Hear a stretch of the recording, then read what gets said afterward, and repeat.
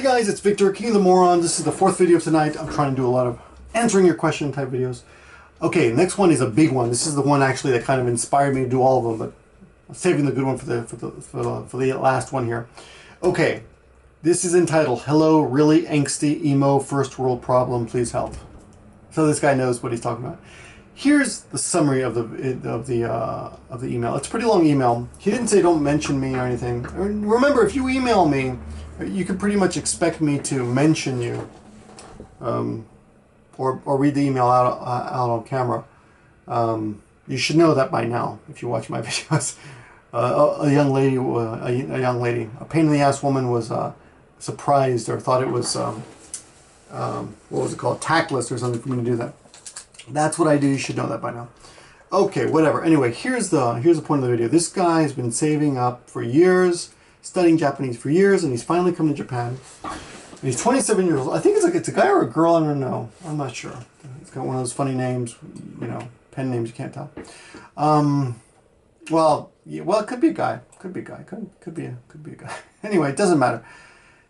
This person basically says they've lived in Africa, USA, Europe, and they've been wanting to come to Japan for years because they've studied so much about it. They knew they're going to love it. But let me just read a little bit of it. It's really long, but I'll just read you one part. Okay, so I came to Tokyo to travel to Nagoya and then onward to Osaka with a view of staying here for the duration of my working holiday visa. So it can't be American then. And I've been looking forward to coming to Japan for 27 years. But weirdly, and I'm really shocked and totally ashamed to say this, I am not actually enjoying it. And it has nothing to do with Japan. I know it's totally me. I just can't believe that after studying pretty much everything about it for years and learning Japanese to an intermediate level, I still don't feel the connection to the place or people. And that fact is making me question a lot of things I thought I knew about life and shit about myself. Like how I thought I knew 100% I would adore the way things are done in Japan. The order, the structure, the quirky, the kawaii, the unconventional. But all I found is in the past few days is that I actually, and apparently I don't. And that fact is kind of killing me. So that's basically it. This person's been here a week. Maybe it is a girl. I don't know. And they contacted the family. And the family was like, just come home, you know. Which is what families always says. And she or he points that out and says, you know, they just told me to come home. Which doesn't really help me. And she's wondering what to do. Is a week too short? I would say a week's too short. I've traveled alone a lot. Not because I had no choice, but out of choice. I've traveled Central South America 6 months once and 10 months the next time. Of course, along the way you make friends. I make friends. And I've traveled in Japan alone as well. I've ridden my motorcycle up to Hokkaido. And it's lonely in the beginning. But I've never felt that it was boring. I've never felt like, you know, I wasn't enjoying myself. I've felt lonely before, but never that I'm not enjoying myself. So that's kind of weird. I don't know what to say about that. Is a week too soon? In my opinion, yes. But the other thing is, there's an old Paul Simon song about a guy and a girl who fall in love. I think somewhere in South America. Maybe that was just the way I compared it to my life. Because I met a girl in South America. I'll tell you that story. I met a woman in South America. Loved her. Years ago. Argentinian woman. Got engaged. We're going to get married. Brought her to America. Relationship fell apart. And the Paul Simon song is something like, why can't I love you?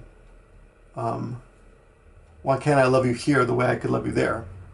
But it just doesn't work that way. And maybe that's the way your relationship is with Japan. Maybe it's a love that only exists from afar, you know.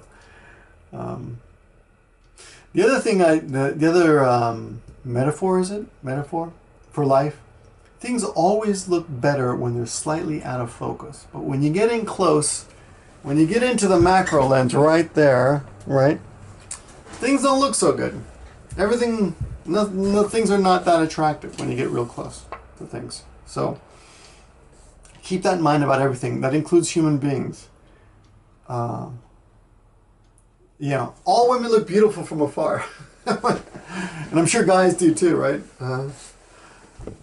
But when you get close and when you really look at things, yeah, you're gonna see the wrinkles and the stains and the ugly things. So yeah, what I would say is don't go home yet.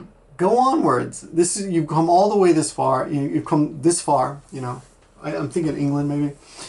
Go to Osaka. Go to Nagoya and see what you can see.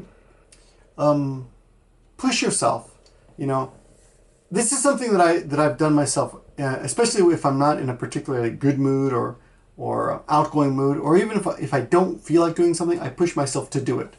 I push myself just a little bit to do something I don't want to do. In fact, that's basically what I'm doing. I'm telling myself, boy, I really don't want to do this, so I'm going to do it. Because it's almost like self-destructive. Like, oh, I feel like shit, I'm just going to do something I really don't want to do. And I'll make myself feel worse. But surprisingly enough, I often feel better when I've done that. And once in a while, I've actually felt worse. But usually, I always feel better. So that's what I would say. Please don't go back yet. Go to Osaka. Osaka's a beautiful place. I love the energy of Osaka. Tokyo, I think, can be kind of cold. But I like Tokyo very much as well. So, and if that doesn't work, then head out to the country. Go out to somewhere like Nagano or Takayama where there's more scenery, or Kyoto. You should go to Kyoto anyways. I think for a first timer, Kyoto's beautiful. And, you know, try to take in some of the experience here. And don't just go to touristic places. Walk down little streets, walk down neighborhoods, you know. You're not on a schedule. If you got the money, just take the subway out into the middle of nowhere. Get off and just walk around. You never know what's going to happen. That's what I would say. Though, at the same time, for those of you who are thinking of Japan, thinking of coming to Japan, a couple things I always tell people: if you're really not good, if you're one of these people who gets homesick, you know, be prepared for that to happen, and be prepared to maybe decide you're not going to stay and go home. And if you can't handle the food here, then that's another problem. Some people just can't stand that. Otherwise, you know, you carry this. This is what this person who's emailed. I can't speak. The person who has emailed me does realize she's not, or he's not an idiot.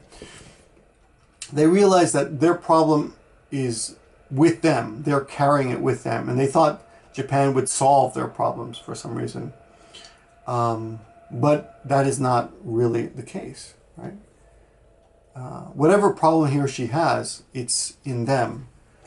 But at the same time, since you've come, that pretty much, I pretty much refuted myself with that one sentence.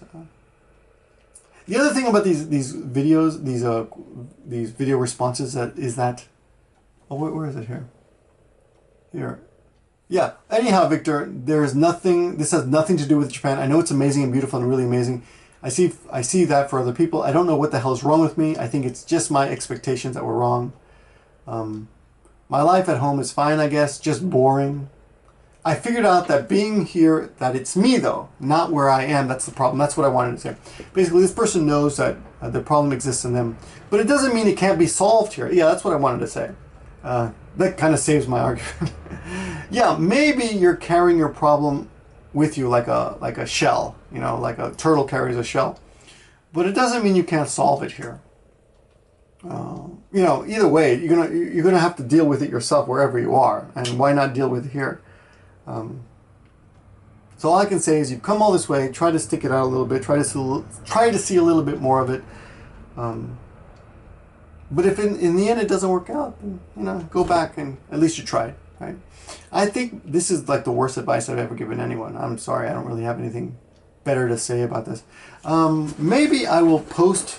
I think there's nothing in there that'll give away your identity, so I'll try to post this in the description, at least part of it.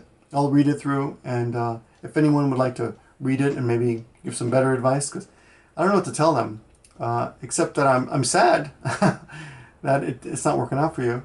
I didn't have those kind of expectations. I just thought, well, I heard you can teach in Japan, and I'm an English major, and I'd like to know if I want to be a teacher, so I'll come over and check it out. And I heard Japanese is hard, so let's see how that is. And I knew it would be different, but I didn't think it would be heaven. I thought it would just be different.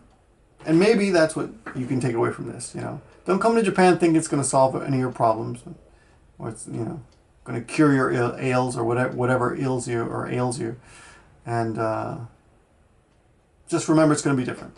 Maybe if you keep that here in front of you when you're here, maybe that'll help. All right, it's 2:25 a.m. I gotta get to sleep. Thanks for watching, guys. I'll talk to you soon. Have a good one and good luck, man. Person whose name I cannot name.